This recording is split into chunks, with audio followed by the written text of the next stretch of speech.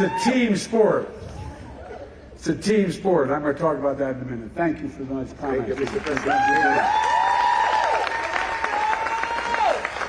Antonio, please, if you have a seat, take it. Antonio, thank you for that introduction and for hosting us here today. Governor, you are the very, where are you sitting? Over here. You're the very best, kid. You're the best. No. That's a fact. You're the best. I love you. Thank you. Thank you. And Senator Heinrich, I tell you what, I'm glad I was a flanker back. I'm glad I didn't have you on the other side as a tight end. But good to see you, man. Thank you, and thank your whole family. Thanks for meeting me. And that guy sitting next to you, you know, Ben Ray Lujan, I don't know where he came from, but I tell you what, I told him I'm prepared to help in terms of making sure that that those folks are taken care of, by the way.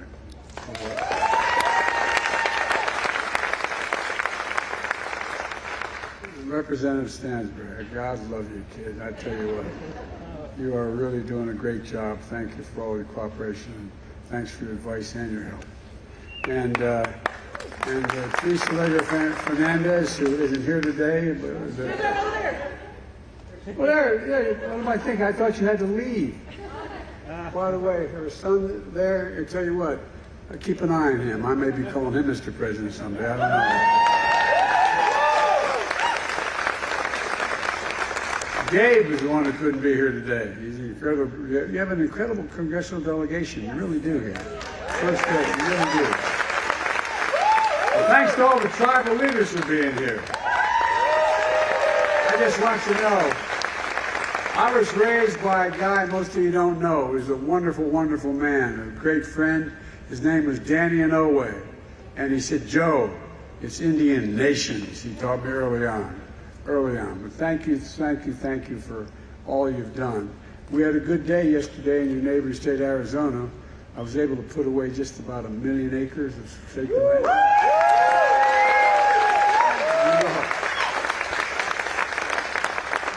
That's good stuff. You know, I got so tired over the last 15 years, and this is a little story I want to tell you about why I was telling the team here, I know I don't look it, but I've been around a long time. But I've never been more optimistic in my whole career than I am today about America's prospects, in both foreign and domestic policy. You know, went through an awful long time watching companies in the last 15 years decide to invest overseas because labor was cheaper, shutting down factories all across America. And I asked myself, why do we have to put up with that? We're sending jobs abroad and importing products at home. We knew we could change that. I just knew we could change it. We have the best workers in the world. And my team and I decided, you know, to hold here, there's a law that was passed in the 30s. It says any money that Congress sends me to spend, I can insist that it all be spent on American products with American workers. No president's paid much attention to that in either party. But guess what? I'm paying attention. As a simple proposition, I mean this is simple. The bottom line, we decided we're going to invest in America. And this company's a great example. We're now poised to be the leader in the wind industry. But a few years ago, they were laying off workers because we weren't investing in them. So we passed a significant climate legislation. Not only moves us away from fossil fuels to cleaner technologies like wind, but it means we're going to make things and new technology here in America. And there's no reason why we can't do it. We have the best educated, we have the most advanced technology in the world. Why are we not doing that? That's basically what we're talking about today when we talk about investing in America. So today I want to talk about our progress in growing the economy from the middle out and the bottom up, not the top down. I came to office determined to move away from trickle-down economics. Not a whole lot trickled down on my dad's kitchen table when we were growing up. And focus instead on the middle class. Because the middle class build America. And guess what? Guess what? And unions built the middle class. That's not hyperbole, that's a fact. And folks, and when the middle class, I'm a capitalist, when the middle class does well, everybody does well. The poor are way up and the rich are able to be very rich. Just make sure they pay a little more of their taxes. But look, the Financial Times and the Wall Street Journal have started to call my plan Bidenomics. Initially, I don't think they meant it with a great deal of respect. With all due respect to them, our plan is working. It's working. The economy has grown since I took office. It grew faster in the last quarter than anyone expected. And you know, we created over 13 million brand new jobs since I took office. 13 million in less than 3 years. 90,000 new jobs right here in New Mexico. 800,000 manufacturing jobs nationwide. 800,000. None of you are tired of hearing me say this, but where is it written that America can't lead the world again in manufacturing? Because we're going to do just that. The leading manufacturer in the world. These are facts, it's not hyperbole. We've created more jobs in 2 years than any president in American history has in 4-year terms. Unemployment has been below 4% for the longest period stretch in 50 years of American history. And not only have we recovered all the jobs we lost during the pandemic, we now have more jobs than we did before the pandemic. Because unemployment's been so low for so long, workers aren't just finding more jobs, they're able to look for better jobs at higher pay. And according to the research surveys, job satisfaction in America is higher than it's been in the last 36 years. Look, the share of working age Americans with jobs is as high as it's been in 20 years. That's never happened under my predecessor. So where are we now? Well, unemployment is down, and so is inflation. Remember, all the experts, including some that worked for me, told us that to get inflation under control, we need to lower wages and reduce the number of people working. No, that's been sort of gospel. Not a joke. Seriously. Some of you are in the audience are economists. You know that. But I never bought it. The problem was too many people are working, making too much money. That's not the problem. There's a lot of reasons for inflation is up. First, the pandemic. Second, the war in Ukraine. Third, broken supply chains. Now, one reason we've seen inflation fall by 2/3 without losing jobs is we're seeing corporate profits come back down to earth. We have more to do, but inflation is now at its lowest point in 2 years. In fact, we have the lowest rate of inflation among the world's major economies. No other major economy in the world is inflation as low as we are. It's down from 9% to 3%. There's a lot more work to do. I'm not satisfied with where it is. More work ahead. The Washington Post recently suggested in the front page article, I think it's front page, that, quote, Republicans may have to find something else to criticize Biden for now that inflation is coming down. I'm sure they'll find something. At the same time, pay for low-wage workers has grown at the fastest pace in over 2 decades, and wages are growing faster than inflation. We're continuing to make progress in fixing the supply chain. For example, we couldn't access semiconductors during the pandemic because the factories making them overseas were shut down. You all know semiconductors are those little small computer chips about the size of any fingertip that affect nearly everything in our lives, from cell phones to automobiles, refrigerators, to the most sophisticated weapon system, including the systems that Los Alamos and Sandia National Laboratories provide for our national security. America invented these chips. We invented them. We went to the moon. We made them work better. We made them more sophisticated. But over time, we went from producing nearly 40% of those chips, the world's chips, down to 10%. That's why I designated and I signed, and I insisted that it be written and passed, the Chips and Science Act, exactly almost 1 year ago today, very short. Now, all over the country, semiconductor companies are investing in record billions of dollars. By the way, you know how much has been committed in the Chips and Science Act to be invested in America? $230 billion. $230 billion to bring chip production back home in Ohio, New York, Arizona, and right here in New Mexico. Look, just a few years ago, Intel cut 700 jobs at a semiconductor fab in Rio Rancho. Now they're expanding their fab with a $3.5 billion investment, creating 700 new jobs, many of which won't require a college degree. And by the way, of this over $200 billion, they're building fabs. They're just called factories. They're the size of a football field, not much wider than this. And guess what? Average salary is about 130,000 grand. And guess what? You don't need a college degree. Make over $100,000 in about time. And folks, unions are building the structures as well. Look, folks, that's Bidenomics. Since I took office, we've attracted over $500 billion in private investment in manufacturing and industries of the future right here in America. According to Morgan Stanley and Goldman Sachs and Wall Street, my Investing in America agenda is leading to a boom of manufacturing investment. Spending on construction for manufacturing plants nearly doubled in the last 2 years, after growing only 2% the previous 4 years.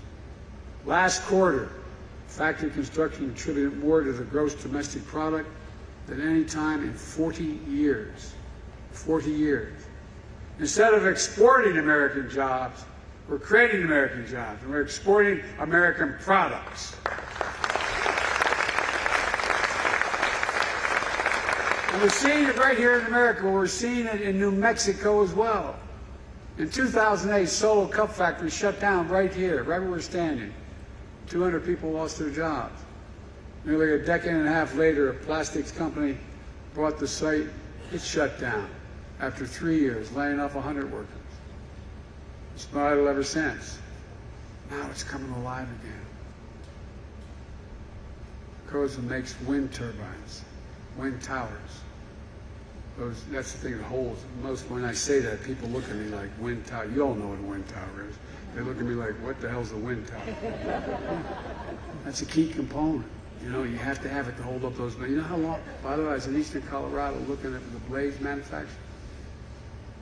Those blades are 103 yards long, longer than a football field. And by the way, they don't cause cancer.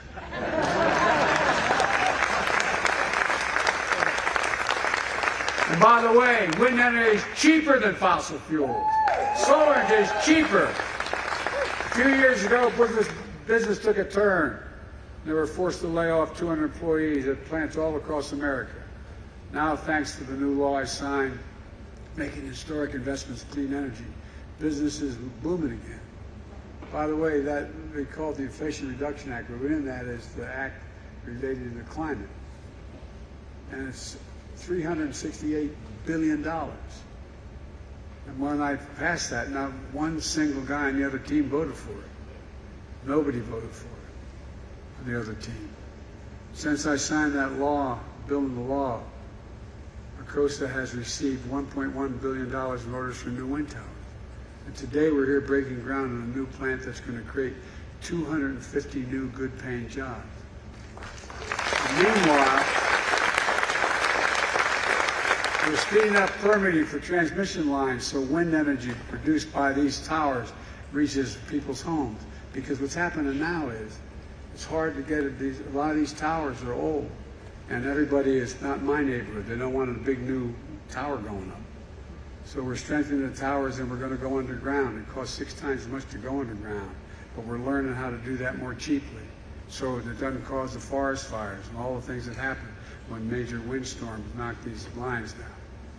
My administration recently completed a review of a proposed Sunzee line, transportation energy from a planned wind farm here in New Mexico and Arizona and California. So you're going to generate the wind here, the energy here, and be able to transmit it all the way across Arizona into California as well. These projects are expected to create 2,000 new construction jobs and up to 150 permanent jobs, providing clean energy for up to 3 million Americans. 3 million. And reducing the pressures of climate change. Like I said, Bidenomics is about bringing supply chains back home. Arcosa makes wind towers that's going to go into turbines made by GE Verona. Excuse me, I mispronounced it. Vernova in Florida, New York. Pattern Energy will use these turbines to build the largest wind farms in the Western Hemisphere, spanning Lincoln, Torrance, and San Miguel counties in New Mexico. And Sanzia will use that energy to power homes all across the Southwest. That's Bidenomics. It's cheaper. It's cheaper. That's what we're talking about, investing in America. You know, this company says investing they're making here is a direct result of the law we signed almost exactly a year ago, the most significant investment in clean energy in combating the existential threat of climate change ever anywhere in the world. Like I said, it's $368 billion. And Governor Lujan Grisham is leading the way, launching New Mexico Community Solar Program, so families will save money on electric bills, stopping leaks of super polluting methane from oil and gas operations. We're capping thousands of those wells all across America, beginning in western Pennsylvania, coming west, and putting New Mexico on a path for a cleaner, cheaper electric transmission future as well, this state. Folks, when I think climate, I think jobs. I don't think all the dangers are real danger, but the jobs to fix the problem. My mother used to have an expression. After I lost my wife and daughter, she was trying to console me. She said, "Joey, out of anything bad, something good will happen if you look hard enough for it." Well, all across America, we're looking. There are going to be a lot of good things that are going to happen as a consequence of this problem we're facing. What Arcosa is doing here is part of much broader clean energy manufacturing. It's going to happen in big cities and rural communities as well. Like in Colorado, where CS Wind broke ground on what will be the world's largest wind tower manufacturing plant. And coincidentally, CS Wind is Congresswoman Lauren Boebert, you know, that very quiet Republican lady. It's in her district, who, along with every other Republican, voted against this bill. And it's making all this possible. And she railed against its passage. But that's okay, she's welcoming it now. When I ran for office, I promised to be president for all Americans. Whether you live in a blue state or a red state, I'm going to keep my promise. Before we made this clean energy investment, Siemens Corporation laid off workers who were making wind turbine parts and put the plant in Iowa and Kansas into what they now call, they refer to as hibernation. I hibernated in a while, Iowa for a while, but look, now we're reopening both these plants and rehiring workers. In New York, GE is investing $50 million for a new manufacturing assembly line making critical components for turbines in partnership with organized labor. Every one of these companies has pointed to the clean energy law that we originated and I signed as a reason for making these investments. And we're making sure rural communities are benefiting from these historic investments as well. It's not just urban areas. We're investing over $160 million in New Mexico to support conservation of climate-smart agriculture and forestry, like improved water management. We're grazing livestock in ways that improve soil health, helping farmers and ranchers get paid for doing the right thing, planting material that absorbs carbon from the air, and not just, look, we've launched the Rural Partners Network, placing federal employees on the ground in New Mexico to help rural communities take advantage of the federal resources so they're there and can, because this is all new stuff. People on the ground to say, here's how you do it. This is what you do. Building an economy from the bottom up and the middle out means strengthening our rural economy so farmers and ranchers and their children don't have to leave home to find opportunities for work. Where I come from, it's all about pride. It's all about restoring pride, being able to make a living in the community you love and where you were raised and not have to leave. Folks, it's all part of my plan. The plan is to invest in America. We're transforming our country, including by rebuilding America's infrastructure. We used to have the best infrastructure in the world. We were number one in the world. That's ports, railroads, airports, roads, everything. You know where we are now? We're number 13 in the world. China used to be number 8. Now they're number 2. How can you have the best economy in the world with a second-rate infrastructure? It's not possible. And through the bipartisan infrastructure law, we already announced over 37,000 projects in 4,500 communities all across America, including $3.6 billion in investments right here in New Mexico. So far, we're just getting started. For example, the city of Albuquerque is getting $25 million to rebuild the Uptown Transit Center, making it safer and more accessible and easier for folks to get uptown and helping transform the area into a vibrant community hub. We're investing $160 million in eastern New Mexico rural water system to build a new transmission pipeline, providing a critical water supply to nearly 70,000 people from Clovis to Portales to Cannon, Cannon Air Force Base. Look, right now, over 114,000 homes and small businesses across New Mexico don't have access to high-speed internet. We're investing over $1 billion in this state to connect every corner of this state, especially rural communities and family farms, to affordable internet.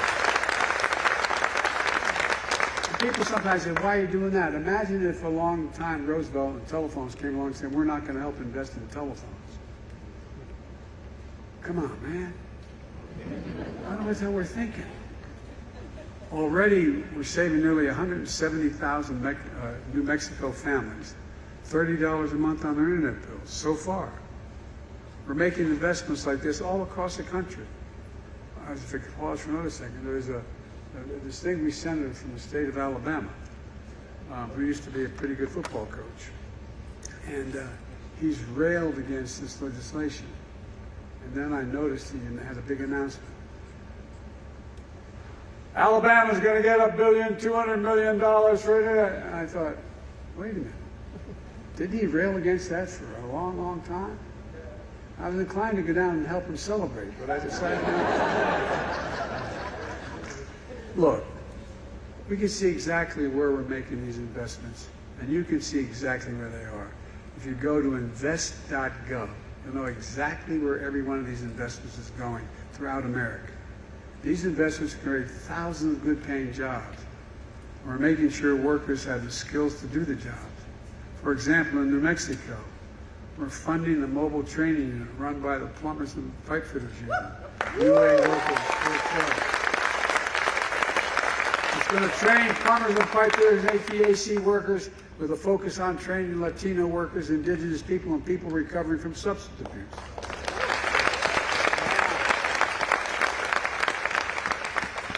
And I know you're probably thinking what a lot of our very conservative Republican friends, Biden's spending all this money, man, my taxes are going to go up. Unless you make more than $400,000 a year. Your federal taxes aren't going to go up a single penny. And guess what? I did all this without raising anybody's taxes in the middle class. And one other little thing. During this process, I cut the federal budget in 2 years by $1.7 trillion. 1.7, the largest anyone's ever done in 2 years. The last guy increased the national debt by 40%. Folks, we've done all this outraising taxes in the middle class, and I promise we'll never raise federal tax on anyone making less than $400,000 a year. I've kept that promise, and I'm going to keep it. Unlike the last president, and as I said, my first 2 years in office, the federal deficit fell by $1.7 trillion. And we got what we promised. We can cut the federal deficit and still do all the rest of this. Folks, every one of my friends in the other team in Congress voted against clean energy investments. and the vast majority voted against the bipartisan infrastructure law. But that hadn't stopped them from claiming credit. Now the billions of dollars and thousands of jobs are coming to their states. Like I said at the State of the Union address, I'll see them at the groundbreaking. Look, let me close with this. I'm not here to declare victory on the economy. We have a lot more work to do. We have a plan. And it's turning things around. Bidenomics is just another way of saying restore the American dream. 40 years of trickle-down economic policy limited the dream to those at the top. But I believe every American willing to work hard should be able to get a job, no matter where they live in the heartland, small towns, raise their kids on a good paycheck, be able to keep their roots where they grew up. My dad used to have a saying, and I mean it sincerely. He'd say, Joey, a job's about a lot more than a paycheck. It's about your pride. It's about dignity. And he meant it, not a joke. It's about dignity. It's about being able to look your kid in the eye and say, honey, it's going to be okay. It's about being able to say, now, you think I'm kidding, but some of the folks in Congress knew my dad. He meant it. And he said, the real question, Joey, is at the end of the month, after you pay all your bills, is there anything left? You have a little breathing room, just a little bit of breathing room. Well, folks, that's part of the American dream. And that's Bidenomics. It's rooted in what I've always worked best in this country. Investing in America. Invest in Americans. Because when we invest in our people, when we strengthen the middle class for stronger economic growth, that benefits everybody. The poor, the wealthy, everybody. For the longest time, we've been told to give up on American manufacturing. That it can't happen again. And we just can't do it anymore. Well, as you might have noticed, I've never believed that. As I said, America used to lead the world in manufacturing. We're going to do it again. I can honestly say, I've never been more optimistic about America's future. Just remember who we are. We're the United States of America. And there's nothing beyond, I mean it sincerely. Think of any objective we've set as a goal that we've ever not met. Name one. No matter what it is. We've never, when we've worked together, failed. Nothing's beyond our capacity to work together. And God bless you all, and may God protect our troops. Thank you so much.